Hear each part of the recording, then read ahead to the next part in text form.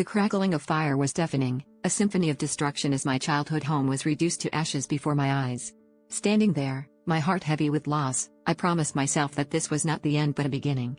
The absence of those familiar walls forced me to build resilience and redefine what home truly meant. I moved to a new city, each step a testament to my resolve, and surrounded myself with people who believed in the power of rebirth. I learned that our true home is within us, built by the choices we make and the dreams we dare to chase. I channeled my pain into purpose, founding a community center that offered hope to those who, like me, faced devastation. The flames that once consumed my past now fueled a future brighter than I could have imagined. In the end, I realized that every setback is an invitation to rise from the ashes, stronger and more radiant than before, proving that the brightest light often emerges from the deepest darkness.